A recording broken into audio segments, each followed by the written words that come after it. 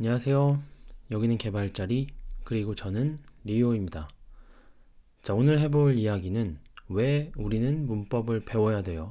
어디에 써먹어요? 이 두 개의 질문인데요. 이 질문에 대해서 이 이야기를 듣고 나면 답을 하실 수 있을 겁니다. 왜 우리는 문법을 배워야 하는지를 알아야 되는 이유는 그래야 동기가 생기고요. 그래야 우리가 좀 더 열심히, 내가 이렇기 때문에 문법을 배워야 하는구나 알고 나아갈 수 있기 때문입니다. 자, 그러면 안 배우면 되죠. 문법을 안 배우면 사실 이미 우리는 문법 없이 개발을 시작해 보았습니다. 드래그 앤 드롭으로 한 화면을 만들었고요. 그 화면을 가지고 어떻게 보면은 앱이라고 부를 만한 것을 만들어 보았죠. 그러면 된 거 아닌가요? 그렇지 않죠. 네. 개발을 시작해 보았지만 그런데 하고 싶은데 못하는 것들이 있죠. 아마 이미 적어 보셨을 거예요. 나 이런 거 하고 싶은데 아직 내 실력으론 안 돼. 뭘 모르는지 모르겠지만 아무튼 할 수가 없어. 그래서 그런 것들 중에 예제를 좀 보여드리려고 합니다. 예를 들면 반복되는 것들을 반복하지 못합니다. 문장이 좀 어렵네요. 예제를 보여드릴게요. 요거는 제가 만든 오늘의 주접이라는 앱인데요. 그 짐 좀 내려놔요. 멋짐. 제가 구해온 겁니다. 네, 요런 화면이 있습니다.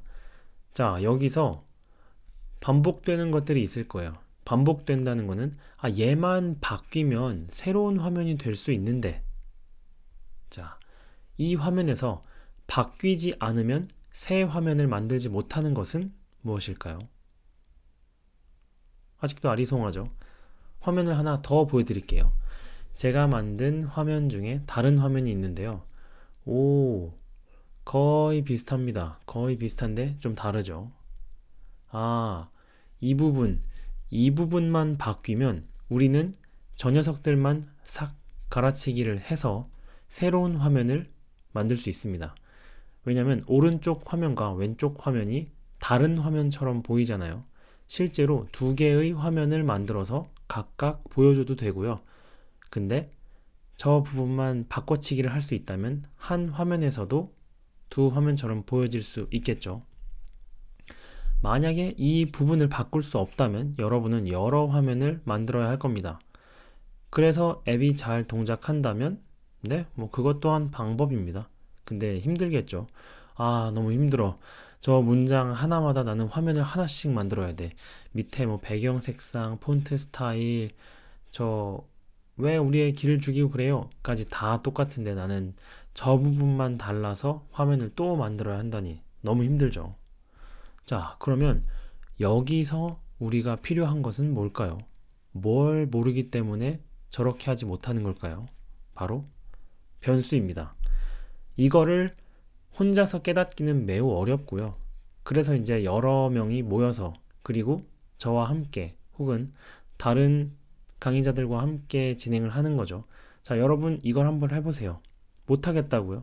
그러면 이걸 모르는 겁니다. 그럼 그걸 공부를 하고 그 다음에 문제를 해결해 나가면 되겠죠. 그 다음에는 로직을 만들 수 있어요. 이게 뭘까요? 여러분이 어떤 앱을 봤을 때 로그인을 했을 때와 로그아웃을 했을 때 각각 따로 만들까요? 이것 또한 로그인 했을 때의 화면, 로그아웃 했을 때의 화면 따로 만들까요? 그렇지 않죠. 만약에 여기서 유저가 로그인을 했다면 이렇게 보여주고 로그아웃을 했다면 이렇게 보여줘. 예를 들면 로그인을 했다면 로그아웃 버튼을 보여주고 로그아웃이 된 상태라면 로그인 혹은 회원가입 버튼을 보여줘. 이런 것들이 보여야겠죠. 그래서 로직을 만들어야 됩니다. 오른쪽에 로직이 관련이 있는 건 아니지만 이런 식으로 쭉 뭐 한다 한 다음에 만약에 여기서 이렇게 되면은 이렇게 되고 저렇게 되고 그 다음에 쭉쭉쭉쭉쭉 가서 진행이 되겠죠. 조건에 따라서 다른 화면들이 그려지도록 우리는 로직을 짤 거고요. 그 로직대로 구현하기 위해서 문법이 필요합니다. 때로는 반복을 하기도 하겠죠. 같은 행동을 계속 반복한다면은 그거는 또 문법의 힘을 빌려서 반복을 하게 될 겁니다. 그래서 우리는 문법을 한 호흡에 다 배우지 않습니다.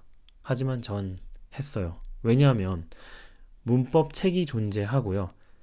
저는 책으로 공부했을 때는 언제나 첫 페이지부터 끝 페이지까지 한 호흡에 책을 폈으면 끝까지 다 봐야 한다라는 약간 어느 부분에서는 맞고 개발에서는 잘 어울리지 않는 방법으로 공부를 했었습니다.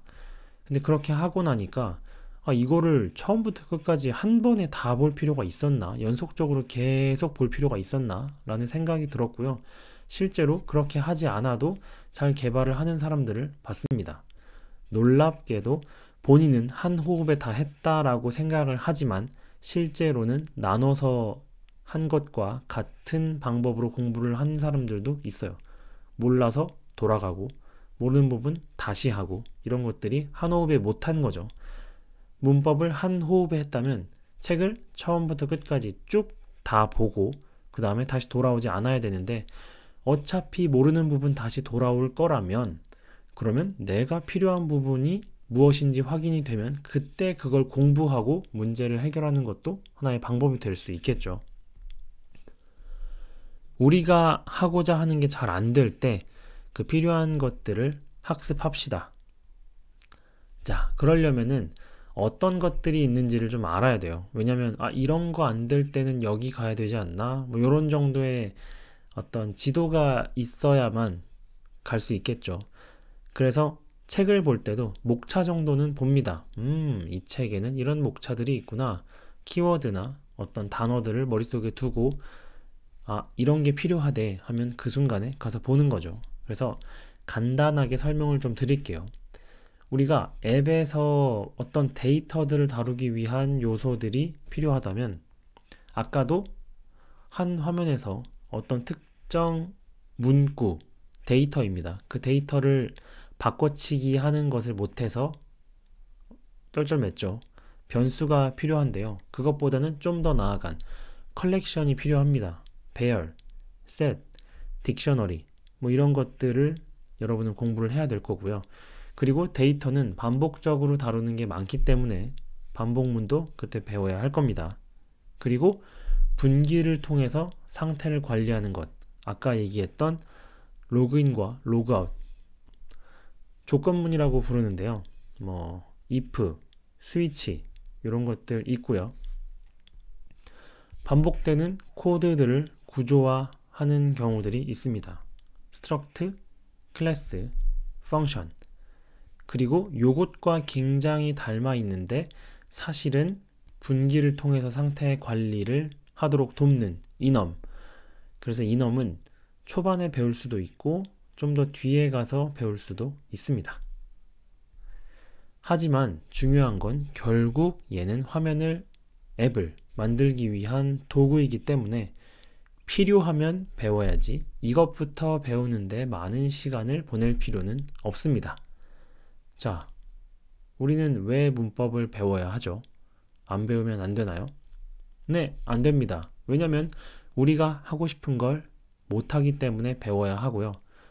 문법을 어떤 걸 왜 배워야 하는지는 일단 만들면서 막혔을 때 찾아가도록 하겠습니다. 물론 아주 기본적인 것들은 처음에 좀 배우고 갑니다. 완전 맨몸으로 앱을 만들면 너무 힘들기 때문에 요건 진짜 완전 기초 베이직 한 것들은 좀 먼저 가르쳐 드리고 뒤에 가면서 더 공부를 해야 될 것들은 뒤로 쭉 빼도록 하겠습니다. 이해되시죠?